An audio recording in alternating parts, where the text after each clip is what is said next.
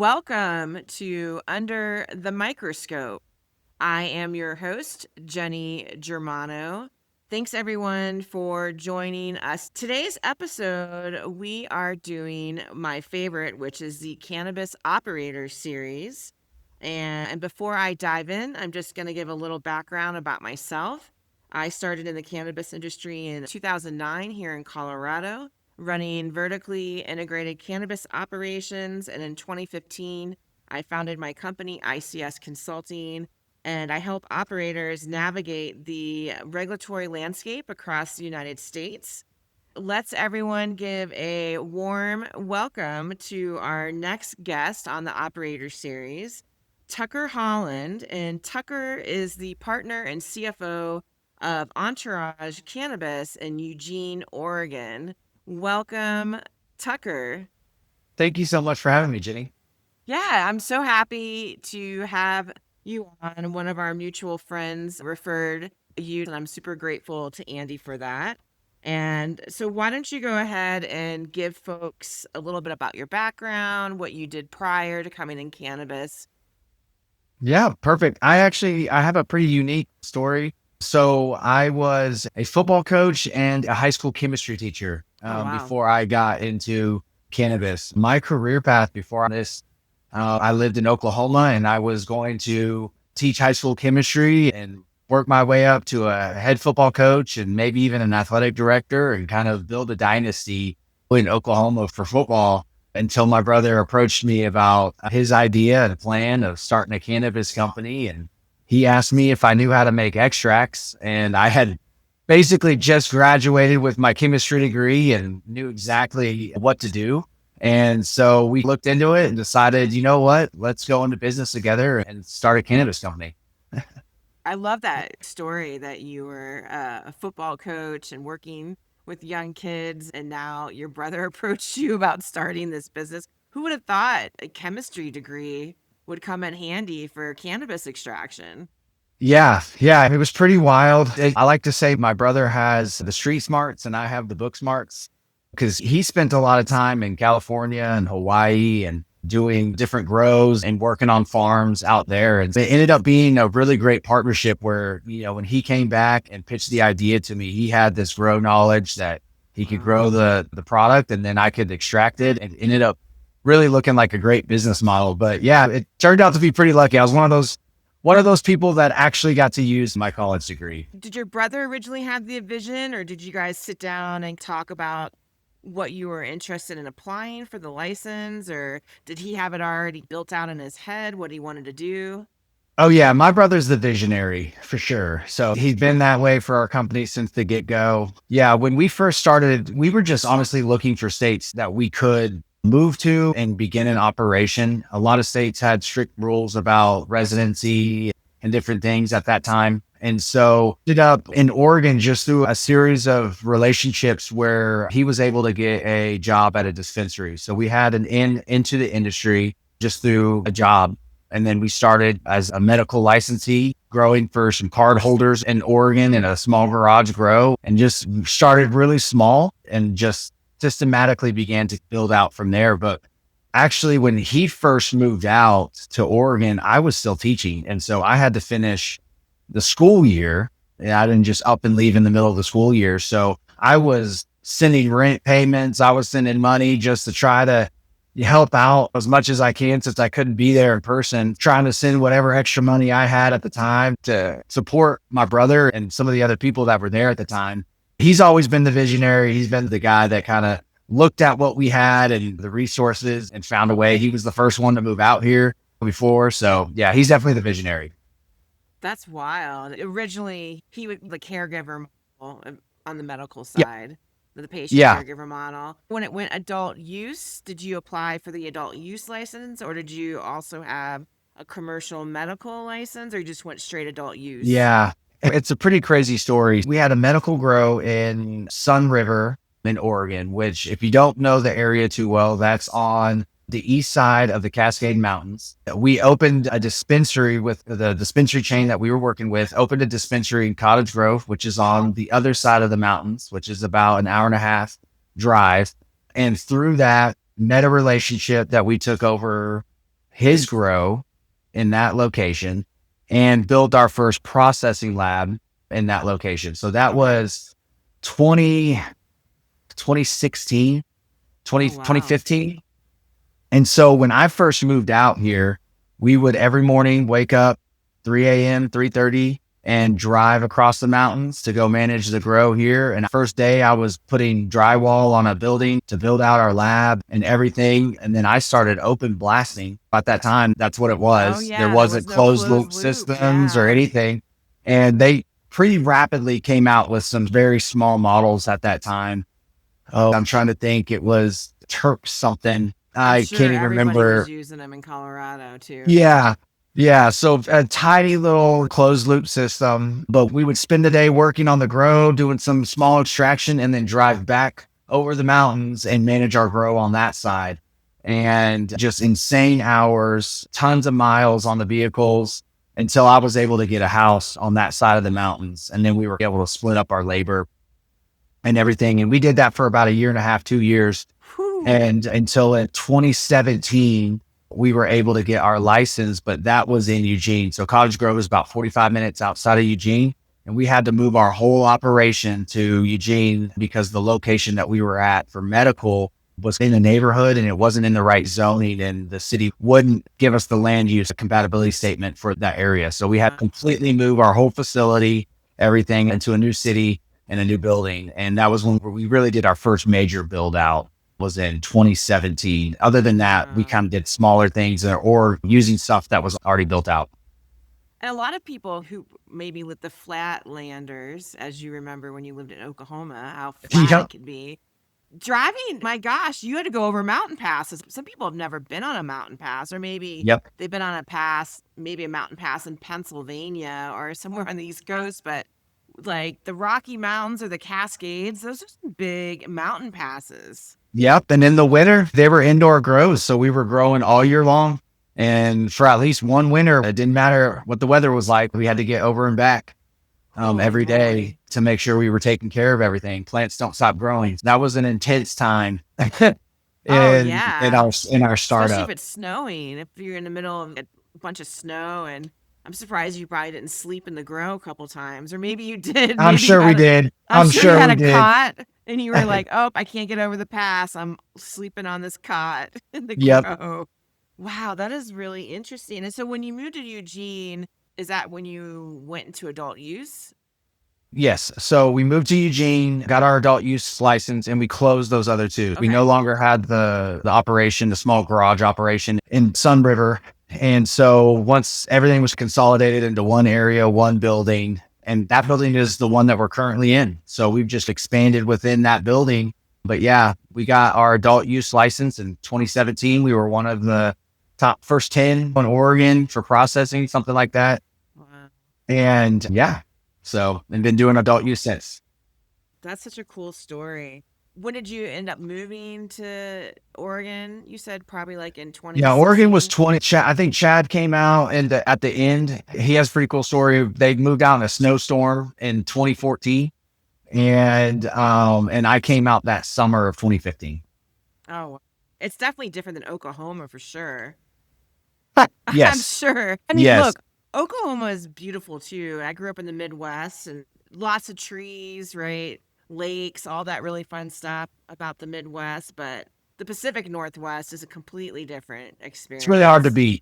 beat. It's really hard to beat. I still say it. I love Oklahoma. I still have family in Oklahoma. I go back and visit, but the Pacific Northwest is very hard climate to beat in the summer.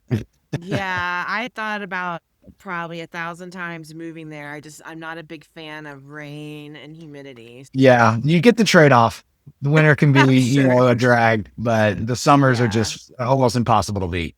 Yeah, I like the desert, dry, arid climate, but which is why still in Colorado after all this time. Yeah, you can get that in Oregon too. Yeah, I think also in Washington State, they have the eastern side is Yeah, very Eastern dry. Oregon, Eastern Washington is basically Yeah. desert. Did you guys have any hurdles or challenges when the conversion over the adult use? I think medical is, at least in the early days, pretty easy for a lot of people. I know sometimes in the market now it's a lot more challenging, but were there any challenges that you guys hit with medical or even on the adult use side? Yeah, yeah, medical was pretty pretty lax, pretty easy. They just didn't have the infrastructure in place for businesses. So they just looked at everyone as if you were a caregiver Yeah. or kind of, but as you went to adult use, now the facilities that you were building, everything had to meet city code and standards. And I think the biggest hurdle at that time was building out our processing facility for our hydrocarbon extractions. And there were no standards at that time for hydrocarbon extraction and what the processes need. And I'm not an engineer. And so, but I had to school myself up a little bit on fire code and electrical code and these different engineering standards. But a lot of it was, there was stuff for like paint booths and like different things for flammable systems because there wasn't anything for cannabis extraction. So we had to kind of pull from these other industries and apply them. And the city was not very helpful. To be honest, they didn't have their own. And basically it was just like whether the fire marshal was happy with the amount of safety stuff that you did. So we ended up working with an electrical engineer who didn't really want to do it. And they were just kind of, you guys do it. And if it looks good to us, we'll put a stamp on it. And so luckily we went through that process and we were able to get it, but it was extremely difficult. It just at times felt unbelievably overwhelming looking at this code and being like, what do I do? But we just kept moving forward, just kept plugging forward, kept talking to people and seeing what was needed. And we just didn't give up.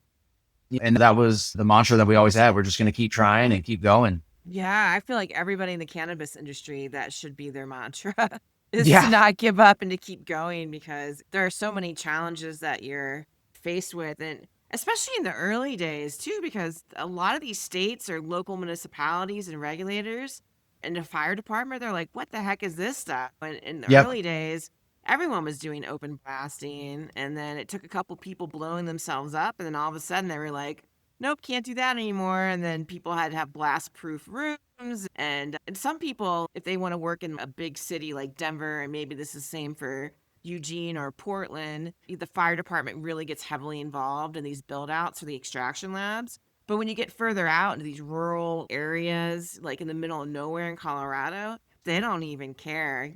They don't even come in and inspect the facilities out there, fire departments. And that's part of the issue that you have different standards just all over the place. And that makes it difficult. It makes it difficult on regulators. It makes it difficult on operators because Oregon was the same way. Portland was really strict. They had a bunch of additional requirements and all that. And Eugene didn't know.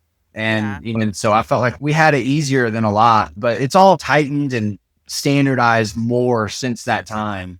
But in the beginning, it was, looking back, we probably had it easier than most, but it was still difficult because you didn't know. There was no book that was written on this. So you're building a new industry. And so the resources that we had at that time were blogs. Yeah, it's true. And when did Oregon go adult use? You were right after Colorado, weren't you? Colorado, so in 2017. So we got our license in January of 2017. And that was the first year of adult use. The law had passed prior to that. I can't remember what year that was. It takes a while. Because we were, I think we legalized in 2012, but nobody was able to open until 2014. Yeah. So it was probably something similar in Oregon 2 years prior. Gosh, it's so crazy. And it's come so far. I feel like people have so much more guidance. And now other states look to us, Oregon, Colorado, Washington, or Massachusetts now. They've been operating a while, or even Michigan, and they just take their standards that they currently have. Imagine having to go through exactly what we went through. I feel like the whole system has evolved. When Oklahoma passed their laws, we had a bunch of friends and different people. Hey, you guys coming to Oklahoma? And that, I don't know, I think we were 2 years in at that point or something, 2-3 years. And it was like, no, there's no way we're going to go back through this process that we got through and start all over again. It was, wow. And you would have been competing with, I think they had 12,000 grow licenses they released in Oklahoma. It's not that way now. That market has definitely, it's been shrinking. Yeah, and they've been shutting down a lot of people who aren't doing it right. Like garbage bags of product, untagged. As soon as you hear untagged and garbage bag, you know something good's not going on in that facility. Definitely. Were you self-funded? Did you have to raise money? Was it challenging finding investors, if you had investors or trying to raise capital, that's a big issue people run into. Yeah, we were almost exclusively self-funded, and that That's was awesome. just through the hard work. When we first came out, we used a bunch of credit cards to get our garage grow stuff going. And then we would use these little grows to just keep expanding. We've had a couple times where we've gone and gotten some money from some private equity, some people that we knew, but it hasn't been, honestly, it hasn't been equity. It really has just been private funding that we went out and made some deals for and got, but we didn't grow off of investment. Truthfully, Yeah, we grew off the sweat of our brow, so to that's speak. great. I feel like back then the licensing was a lot cheaper than it is now. Some states are charging like $50,000 to apply for one of these applications. Where I think back in, I don't know what it was in Oregon. I know Colorado in the early days, if you had a medical license, you could get an adult use one for $500. I'm sure Oregon was probably really affordable in the beginning when it first started. I think it's gone up a little bit, but I Okay. think even from the beginning, it was several $1,000s. So it was maybe 3 or 4 in the beginning, and it's gone up to 5 or 6 since. I think licensing is about 5,000 a year for Okay. us, Yeah, it's which still is, not bad. That's what it is here. yeah, but in the end, it's way more than other business licenses have to pay, and it's treated different than still normal industries. And that's the main problem that I have. While it is affordable to compared to other states, it's still that industry that I feel like is just taken advantage of. Oh, I Um, agree. It's definitely not regulate like alcohol. And I know why everyone used that slogan, regulate like alcohol, because we were just trying to find a way is how do we normalize this? How do we yep. take away the stigma? Let's regulate it like alcohol, which everyone was like, okay, we're all going to say that, just trying to get the adult use market up and running. I haven't seen one single state that really is regulating like alcohol because Mhm. when you go into a liquor store, they don't have 30 cameras. They don't have child resistant packaging or exit bags. You could walk out with a bottle of vodka and or tequila in your hand and kids can see you walking with it or a pack of cigarettes. Your kid can come into the liquor store with you as you Oh know, yeah. you don't have to leave them in the car as you go in to pick something up. Well, you So, could smoke cigarettes. I grew up in the 80s and everyone was blowing cigarette smoke on us as kids. Smoking right. everywhere. My dad, we'd be sitting on his lap and he'd have a cigarette hanging out of his Yep. mouth. Yep. It's just so wild. The whole regulate alcohol thing, and we definitely are treated extremely above how alcohol gets treated as far as the liquor store or even a manufacturer who manufactures alcohol or Yep. tobacco. I do a lot of lobbying. I'm on the board of our trade association in Oregon. And I think it's still very disappointing the level of education that we have in Yeah. our representatives and lawmakers and rule makers. I think this past year, the director, the agency that monitors, it's the Oregon Liquor and Cannabis Commission. The director of that agency went and gave testimony at a hearing in the house and said something along the lines that basically, depending on how you water the plant, it can be CBD or THC and stuff. And it's stuff that where you're like, and you're the head of the agency that is, and luckily that person's no longer there. But you had a lot of people on the dais, shaking their heads like, oh, interesting, Yeah. and it's just unfortunate the level still where we're at, Yeah. and you would look at Oregon to be, it should be more educated than so much more of the country because it's part of our culture in Oregon. You have people that have been growing for generations Yeah. here and just not quite there yet. Yeah, I think there's obviously there's still stigma and misinformation and a lot of times I feel like people get their education once they get thrown into the system, whether it be working in the cannabis industry for a licensed cannabis business or if they're part of the regulatory body and they're a regulator or working at that department, whether it's local or at the state level.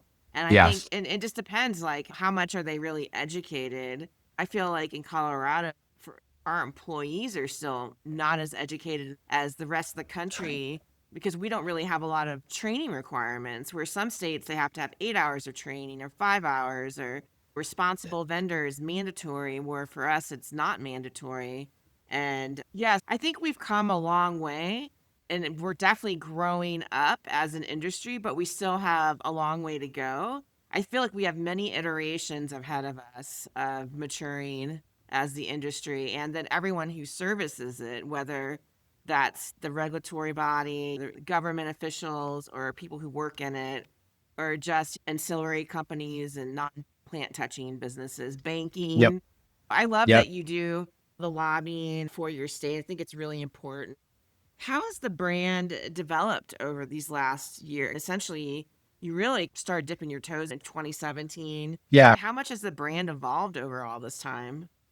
A lot. We were CB Discovery. Oh, okay. We were a medical grow and processing company, and honestly, our brand in the beginning, our company in the beginning, we were a grow that also processed.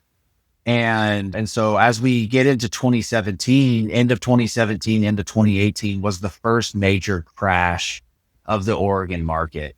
Oh, And okay. that was the beginning of a major shift in who we were as a company as well. Late 2017, we competed in, at that time was the Dope magazine, Dope Cup. And we Yeah. won best wax for our extract that year. So first competition we ever entered in, and we win best wax, and then the market crashes. And it was that award that was a huge part of keeping our sales going first initial crash. We were a nobody company. No one knew us. And so I remember my brother and I just sitting in his apartment, cold calling every single dispensary, just trying to get a meeting to try to pitch a sale. And the dispensaries prices had crashed. They had just bought huge amounts, and it was just so hard to even get a meeting. And I remember they'd be like, no, we're not meeting with everyone. And we'd be like, we just want best wax in the Dope Cup. And they'd be like, okay, come on in. And we would meet with them. And so we were able to sell our sugar wax and our extracts, and then maybe some flour still too. But as we began to really move in that direction, we just started selling more and more sugar wax, more and more of our extracts and concentrates. And that just began to grow and grow. And until we had to shut down our grow because we needed the space. We needed the space for Yeah. more processing, more packaging. And that was a really hard decision that we had to make when that finally came. And around that same time, we ended up rebranding as well to Entourage Cannabis.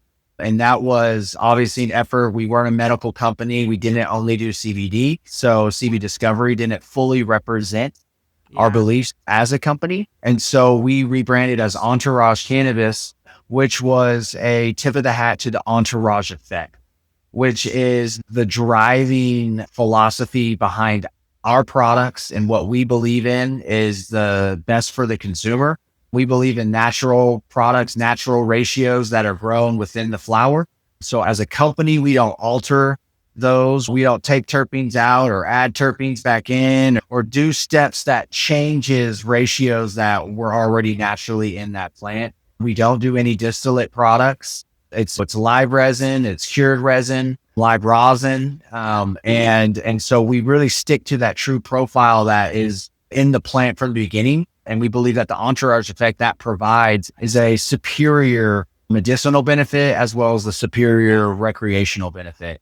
And so changing that name also really began to flex our core philosophy as a company. And so then we began to really move in that direction as well to make sure that we're offering the best products in that arena. Wow. That's wild. And thank God for winning the cup. Like, Yeah. gosh, what a great tool in Amen. your toolkit. If you didn't have that, maybe nobody would have talked to you. So that's a good thing that you guys won that cup. Your extraction business started outpacing the cultivation, Yeah. Yeah. basically. And that changed who we were as a company. Like I said before, we were a grow, we were a producer company. That's what we had come out to do. And we always looked at the processing side. Mostly we processed trim from our grow. That was a huge part of it. And so it was just something that was there. And it just eventually we started buying from other farms and growing until we had to shut down our own grow because it couldn't justify the square footage that it was taking up. Yeah, And that was a very hard decision for us to make, but probably I'm one of the best sure. ones that we made. I'm sure. Hopefully, there's a cultivation in your future because I think what's really making a comeback. Look, everybody who's experienced in the industry knows there's like pumping and dumping with grows, right? Oh Where yeah. they just want the strain that they can harvest the quickest and get out there. But I like the comeback that I'm seeing with the craft cannabis where they are growing sativas. Could people stop growing sativa because it takes too long? I'm seeing old school nostalgic strains coming back, which I'm excited about. And so I think that craft curated cannabis is coming back for Yeah. the industry as a whole. Oh yeah. And we can't keep sativas on our menu. We every year for almost two years now, we've upped the amount of sativa that we've sourced from our partner farms and thinking, okay, we need to get it to this much because there was a huge demand and that wasn't enough. And now we've upped it. And it's just like every year we continue to up it because people really like that. But we've also noticed we work closely with SC Labs, who's our testing lab, and they came out with a great terpene, I'm blanking on what they called it, but basically they put the terpene profiles in, I think, 6 different categories Oh, cool. of these different strains. And doing so with them, and what we found out was we were losing profiles. The vast majority of strains were being bred into the desserts categories. Your cakes and your batters, your cookies, and your OGs were pretty close behind that. Your OG gases were pretty close behind that. But then your Jackson Hazes, your tropicals, your exotics, your pines, all those were being lost Oh, and were wow. reducing. And we were finding out that grows were picking strains based off of how well they grow, yields, and all this stuff. And we were at risk of actually losing phenomenal terpene profiles that we need to keep. And so we began immediately working with our farms to make sure that we were growing good amounts of those other profiles. And guess what sells more than anything else?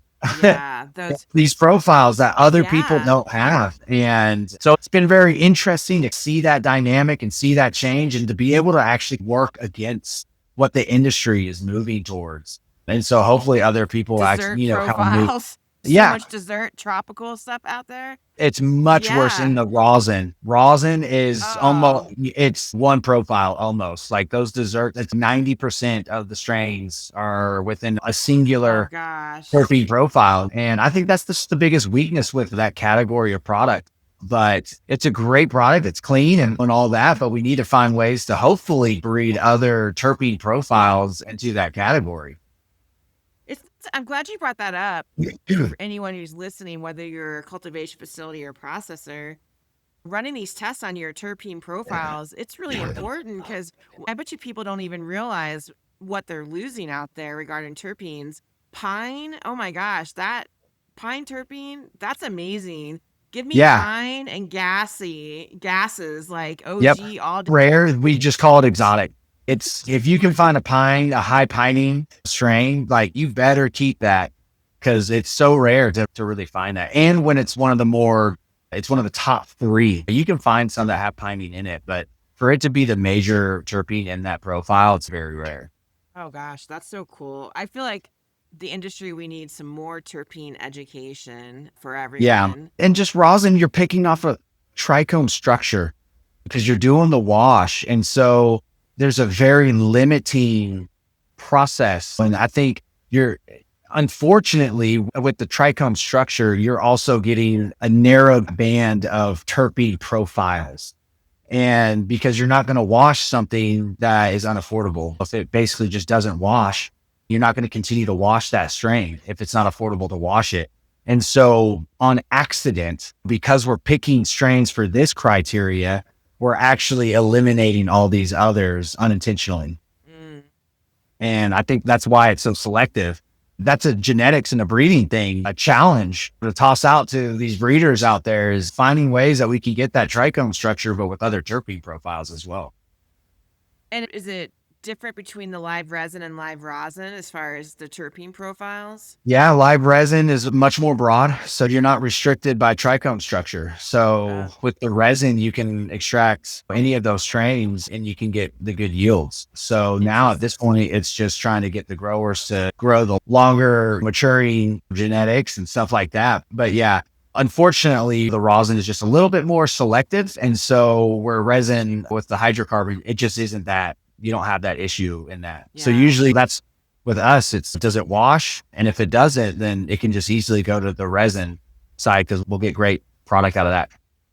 That's really cool. I didn't know that regarding the difference between the live resin and rosin. I think I've tried everything, like the distillate. I didn't really like it, and Yeah. I'm sure I know I've had live resin before, and then live rosin, and then yeah, it's just been a big learning curve trying to figure it all out. Honestly, I feel like I needed to go to school just to learn about it so I could be a better Yeah. consumer. Yeah. Especially resin, rosin, very similar words. I know a lot of people out there that almost just use them interchangeably, not really understanding that there's a difference and And the stuff. temperature and So how you consume it, because I'm learning this whole time my temperature's not correct. And a lot of times, even with the carts, and you just get the batteries and you're not even doing anything at the right temperature. And it's like this whole other world that I've been uncovering with the help of another person that's been educating me as I've been helping him launch his business. I've been learning a lot about all these different temperature controls, which I just had no idea. I knew there was temperature control, but not at the depth with yeah, how okay. I'm learning about it from him. Yeah. It can be overwhelming. It can be overwhelming, definitely. Yeah, and I think everyone's at their own level from connoisseur down to just give it to me, and if I can smoke it, I can smoke it. It doesn't matter. Yeah, I'll just smoke whatever type of consumer, right? I feel like cannabis consumers are on a spectrum with how for important sure. things are to them. For sure. Um, and my other question, are there any big lessons that you've learned over the years now that you've been operating for a while? Man, I feel like we're still learning them. We are. I feel like there's two routes that you really can go. There's quality and there's price. And there's companies that you can look at that have gone the price route and they look like they're doing great. And so I can't necessarily say that was a bad route. We chose the quality route. We chose Yeah. to focus on we define our consumer as the everyday consumer. Our customer is the everyday consumer. And we want them to have a product that they're going to enjoy, that they're going to love. But then also, if you have something that is dirty in there or a contaminants in there and someone's using it every day, that can build up over time. We want our products to be cleaner than what the state mandates. And these are choices that we decided that at times look like the wrong decision. There are Sure. times where it was hard. We didn't want to pull that batch because it had contaminants in it, but it passed. There were times that we really wanted to make financial decisions. And that's where I really got to give the credit to my brother, who's been our visionary and everything, where we didn't cut those corners. We didn't make those decisions. But what we've built is a customer base that trusts our brand now. Yeah. And I feel like we can weather storms and hardship more now and better because our customers are loyal to us. They know what they have and they appreciate what we've done for them. And that's been a tough lesson in itself. All those times where, now those decisions come up and it's not a fight. It's not an argument with my brother.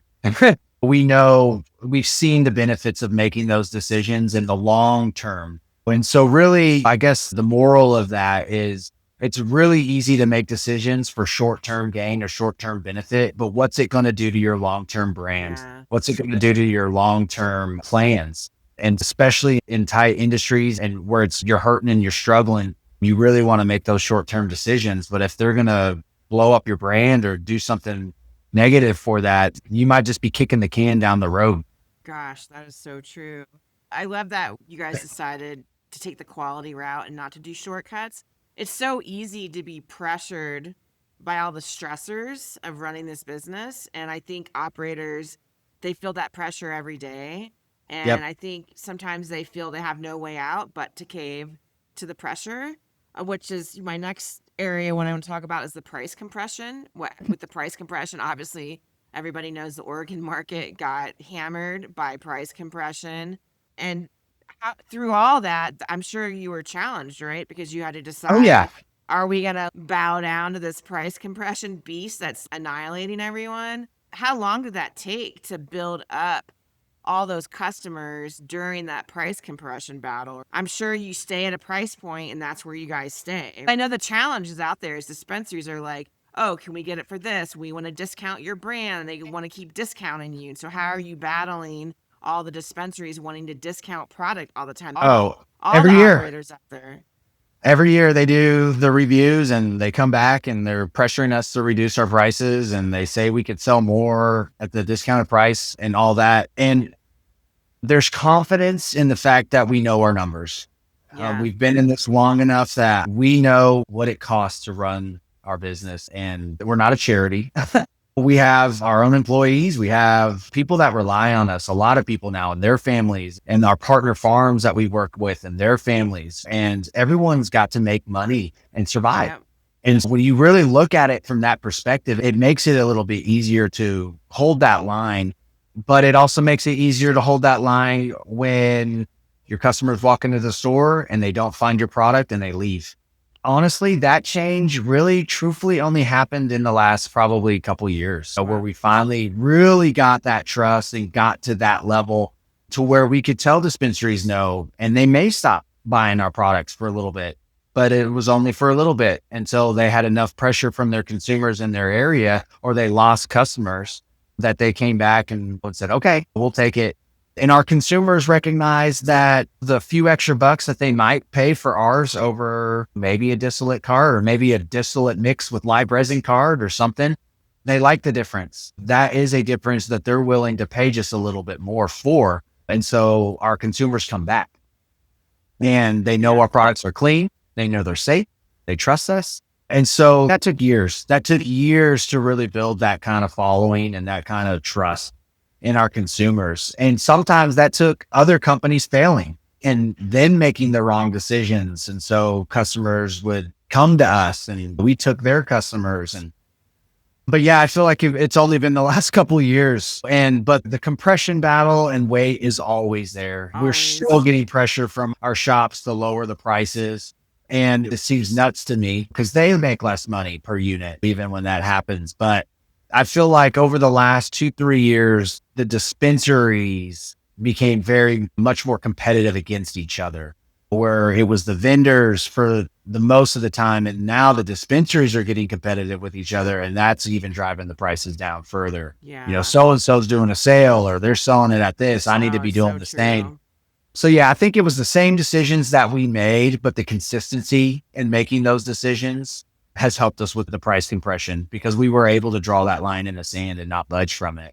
I think you're right. Dispensaries are feeling an enormous amount of pressure now. Not only your market, but in our market in Colorado, they're going through the same thing where everyone's looking at everyone's menu, their online menu, and seeing their pricing. If there's 5 dispensaries in the same area, I'm sure like Eugene or Portland, everyone's like spying on everyone's menu going, oh, they knocked this down, or that vendor's not giving me that pricing. Why are they getting that pricing?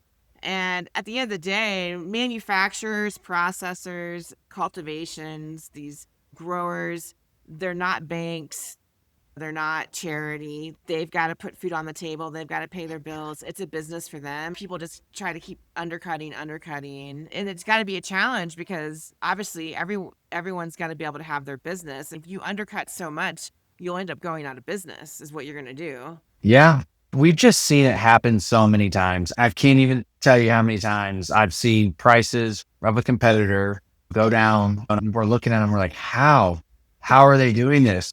And then 6 months, 8 months, a year, whatever it is, you end up not seeing them anymore, and then you hear someone purchase their license or whatnot. And I saw it with even on the purchasing side where competitors would offer pricing for product to the farms. And I'd be like, how are they paying that much? And I would tell the farm, okay, you're not going to get paid. I promise you, because they're going to end up coming back to you and trying to renegotiate. Yeah.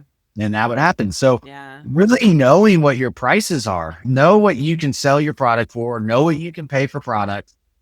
And that's crucial. If you don't know that, then you're operating blind, making decisions blind. And that's a dangerous way to operate a business. Look, cannabis has been legal for a while now. Consumers are educated. The consumers know what they want now. We have some amazing concentrate brands in Colorado, and people, they don't care how expensive they are. I'm really amazed. I just want it to be clean. That's really what's important to me. And there are these group of people that they don't care that they're paying extra money for the high quality. they don't want to buy the other stuff. They don't care that it's discounted down. They're not going to buy it. They're going to buy the expensive brands every single time. And so I think that's incredible that you guys, over these years, that you've been building up that following with your consumer base. That's really important. You can keep your quality up there. Your pricing can be where it's meant to be, and that people are always going to show up and purchase it at that price. Yeah. And I'll be honest, our pricing is middle of the road. We're middle. And because if you get too high, you're not that everyday consumer, you know? Yeah. And that's the birthday party. Oh, I got a birthday party, so I bought something really expensive. We definitely have to price it at a point that makes sense. But we got to pay the farm well so they can do the work. How we look at it is, the joke that I have is that we're not making the best extracts. We don't do anything to make the quality. We're conserving what is already there. The farm grew it and the quality is already there. We just got to not ruin it. And that's our job, is to just bring that extract, what is already in that flower, bring that now to the table for in an extract form, but we're not creating anything. So I love that. And it is pretty easy to ruin it versus to not ruin it, which is a lot harder. That's so great. What are you guys working on towards the future? I know that you said you're heavily involved in lobbying, and I know you're working on some things. I think we talked about being able to travel over state lines, like interstate commerce and all that stuff. And then also the future for the company. Are you guys going to expand or anything like that? Are you looking just to stay an Oregon brand? Are you thinking about going to other markets?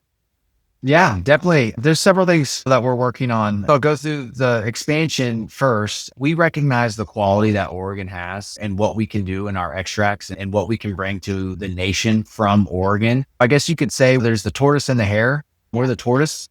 And we're still in the race and we're looking to win the race still, but we're going the route of the tortoise. And we think that it's best to not overextend ourselves and build these different facilities and everything and all over the country. We want to export out of Oregon and we're hopeful to be able to do that in the future.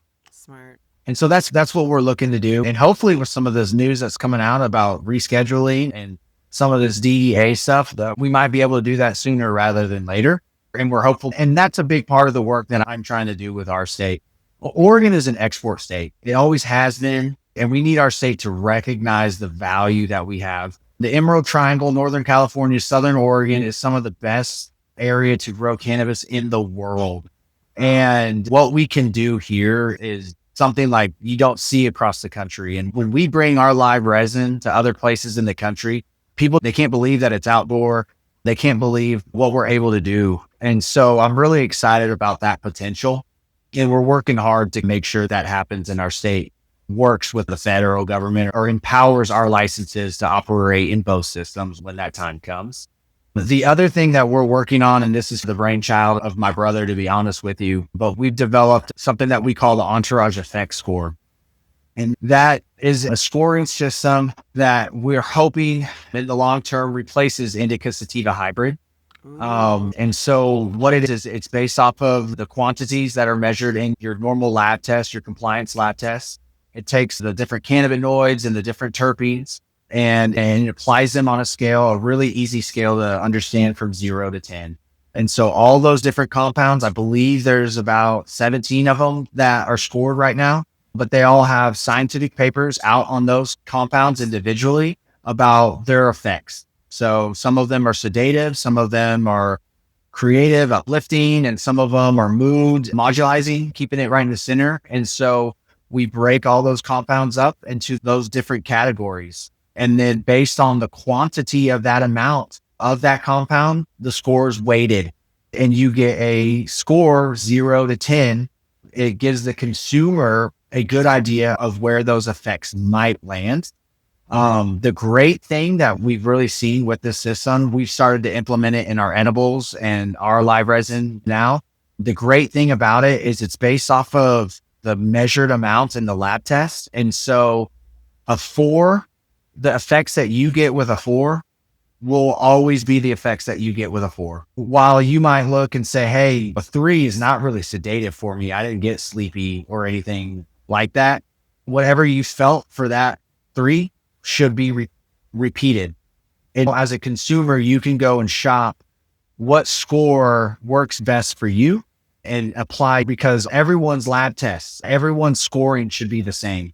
It's not going to be different company to company, and it's no longer based solely off of genetic history of it's indica leaning, but that phenotype may not have been that. And so really indica sativa hybrid has failed us now with the hybridization of everything. And so we really have worked hard to kind of develop a new system.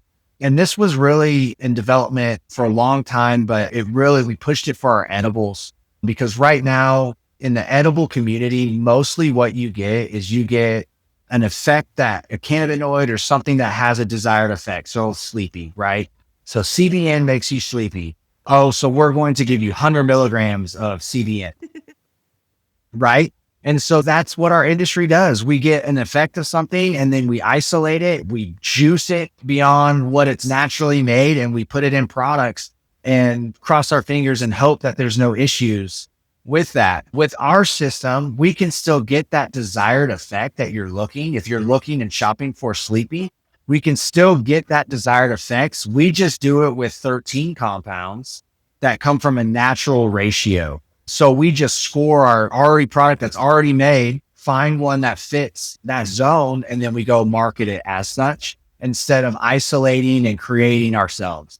And we're really excited. We're really excited about that and what that can do for the future of not just our company, but of the industry in general. Oh my gosh, I'm excited just hearing you talk about it. I'm thinking, oh my gosh, come to Colorado, please.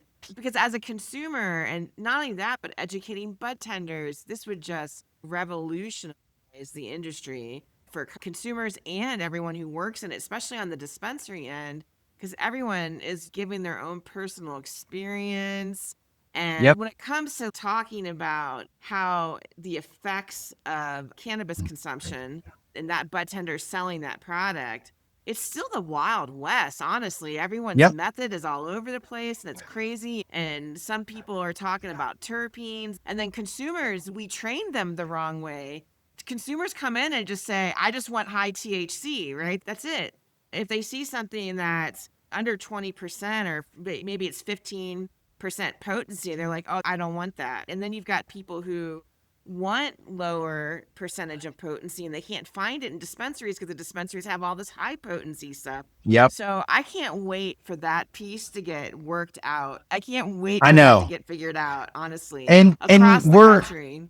we need something simple. And you can see, so for example, a lot of times companies will find, once again, even if they're not isolating one compound, they'll find one compound in there and they'll use that as the criteria for what they'll say is uplifting or sedative or whatnot.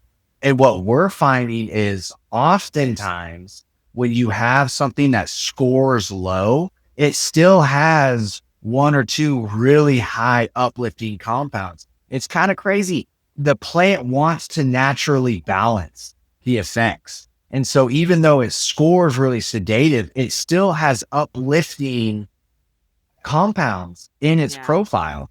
And some of those uplifting are in high concentration. So if you just looked at that and you're like, oh, it's got this in it, it's uplifting. But then the sum total of all of them is actually sedative. And so companies are marketing their products wrong. Some companies don't care. They fill a menu spot. They'll call, we've had companies, they were asking us, hey, what do you want this strain to be when we send it over in metric, indica sativa hybrid? And we're like, what is it? And they're like, whatever you want it to be. And you're like, what? No. But that shows you that there is that mentality out there where companies are just picking whatever and they're throwing it on there because they need a sativa for the menu. And now the consumer's buying that and they may not be getting those effects. And that makes the consumer begin to not trust our industry and a system. And I think that's a big reason why we've lost faith in that system. And honestly, our Entourage Effect Score, this is something that we're going to make available to all companies to use. I can't wait. We hope that it can really do a big benefit to our industry. I'll definitely be pushing it for you guys here in Colorado. Because Thank you. I know it's such a challenge because I love sativa. And when I go in, I'm like, I want something sativa. Oh, you can't get all sativa anymore. You got to get leaning sativa, hybrid leaning sativa. And I'm like, where the heck did all the sativa go? Oh, it takes Yeah. too long to grow. And it just became about the money and the pump and dump. And where did all the good strains go? There's so many strains out there that I don't even recognize anymore. And I came from the generation where it was White Widow, Blue Oh, yeah. Dream, Train Wreck, all the hazes. And you don't even see a lot of the old school OGs out there anymore. They've been blended with something else. And I would And love to named see. weird things where you read a name and you're like, what? Like, I also believe that people just make up strains. I think they just yep, change the name of a strain just to excite people to think they're getting yep, something new and different. And it's the same strain. yep. We've seen it. We've Oh, seen it. I've seen it. And that's where the score changes that. You can't fake the score. You Yeah. know, I guess you could just put whatever you want on there. You wouldn't be using the system, but if you're using the system, you can't fake it. And Wow. and so we're really Well, excited about it. I can't wait when you share it with me. So I'm excited. In wrapping up, I wanted to ask if you had any tips for future operators that might be listening today that are getting ready to start on this wild and crazy journey in the cannabis industry that might help them out as they're embarking on this new journey. Man, that's a great question. And it might sound cliche because I feel like I heard this back. It really makes sense. If you're going to start a business, this is really any business. Be the type of person that doesn't give up. You're going to run into challenges. You're going to run into roadblocks. And I guess to that point, pick your partners well. Yeah, Really that's a good think about one. that. Pick your partners well, because I was very fortunate to have the partners that I had, especially with my brother, where in times of my weakness, he was strong and vice versa. And so those make huge differences in really hard times. And you're going to run into those. You're going to run into times where you think it's all over, it's all done. There's no way you'll get through this. Are you going to get out of bed and keep pushing? And Yeah. we had the partnership that staying in bed was never the option, and we kept pushing each other. I'm really grateful for the people that I had around me. And so I would challenge you to try and find some good support systems that will, that you can talk to and go to. And that may not be a partner, but maybe it's a mentor or Yeah. something, Sure. that you can find, that you can talk through some things. But yeah, do it alone. It's so true. I don't know how people do it alone. Thank you so much, Tucker. That was like really the perfect ending. I think that's really going to help. I feel like people need to be reminded that even existing operators that might be up against it need that reminder. I really appreciate it. I'm going to have your company's information in the description box. So if people want to go click on Entourage, that way they can locate you guys. That But I'm so happy that you came on. It was so much fun learning about your story and all the things that you have going on. It's really cool stuff. And for those who like to stream the podcast, it is available on Apple or Spotify or wherever you like to listen to your podcast. And then also you can check out the podcast on my YouTube channel, which is at Under the Microscope with Jenny. Thanks again for joining us, Tucker. This was totally awesome. I'm really excited for this episode to drop. Thank you for having me. It was an honor. Yeah. And thanks to all of our listeners. We have listeners all across the United States and as well as other countries tune in and listen. Thank you. Yeah, everyone have a good day and see you on the next episode.